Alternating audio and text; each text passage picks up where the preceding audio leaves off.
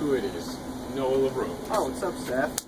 Not much, not much. Ever the scientist, aren't you? Yeah. What you reading there? Just a creation story from the Bible. Bible. How could you even take any of that seriously? What do you mean? Like, how everything was created just so easily, like, out of nowhere. Come on. Doesn't make sense. Well, yeah, it doesn't make sense, but it's not meant to be like the definitive explanation of how everything came to be. They're just stories that were meant to just explain to the socially primitive people back then. So, besides, you can still apply like all the science stuff to here if you just work your way around it. Come on. Right here. It says the Earth was created in 6 days. What?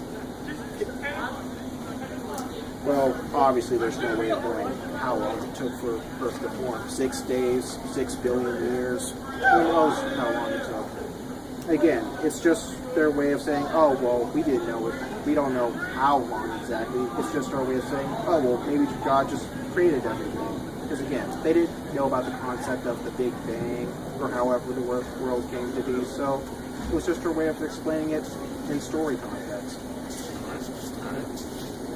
Let's see what it says. Right here. He made humans instantly out of nothing. What? How do you do that?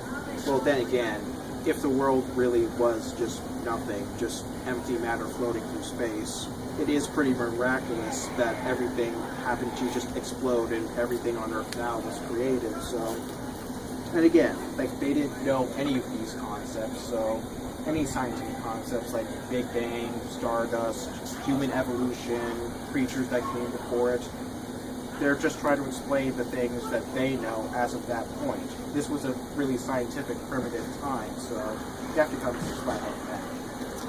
Alright, I'll give you that one.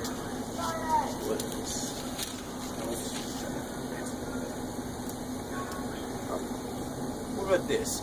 He made Eve out of Adam's rib. What?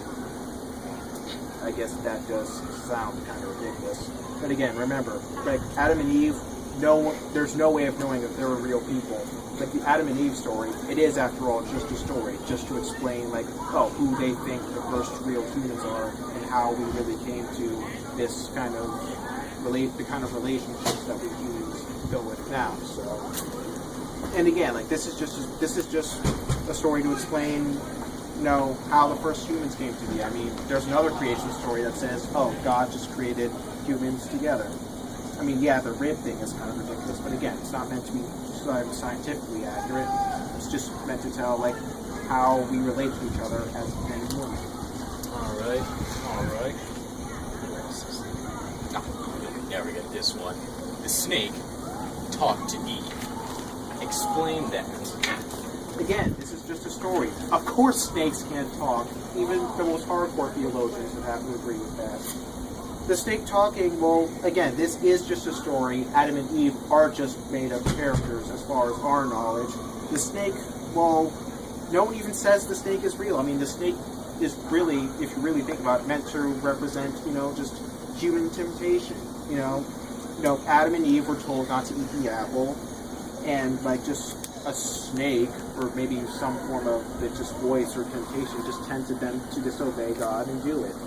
So, alright, temptation, alright, symbols and all that. Exactly.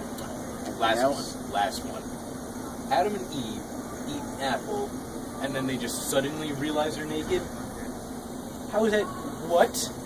How? Well, again, like, remember, Adam and Eve, it's a story. The whole point of this story is to explain, well, how suddenly, like, there's so much tragedy on our world. I mean, just death, disease, war, just human cruelty in general, all these bad things. We all want to know how this officially just came to be, like, what caused all this bad stuff to happen. So, when they have no real historical account of that, so they just made up the story saying, oh, well, God told them to do something, they disobeyed, and that's why just bad things happen to humans. I mean, I mean, them suddenly realizing they're naked. Before that point, I mean, just the term of being naked and just the whole thought process of it didn't really exist. I mean, it was just those two. And how would they be uncomfortable with that? Again, just story context. Like, half the stuff that happened, we have no way of knowing it's actually happened. Just have to accept it as a story, not as a scientific account. I think I understand what you're saying now. Let me just point out one thing to you. If you want to, like, just really understand the Bible, then don't even try to take it as seriously as you would take, the theory of the Big Bang, or theory of human evolution, or just historical accounts of, like, the Egyptians, the Romans, or any, like, scientific or historical stuff. Like, the first part of the Bible, specifically Genesis, it's mostly stories. Just stories meant to explain questions that went unanswered for a long time in human history. So, at this point in history, at least, that's the way you understand, like, stories like this. And that's really one of the keys to reading all of the Bible. I mean, come on. Even I have to admit. Wait, would God really send a son down, have him go through all this tragedy, killed, and just bring him up back to heaven? We have no way of knowing this is true. Remember, stories. That's the key word here. Alright. You know what? I'll take your word for it. I'll look at the Bible a couple more times, and I'll try to put it in that way. Glad I could help you with this. Thank you, Noah. Sure thing, Seth. You have a good day. You too. Where was I?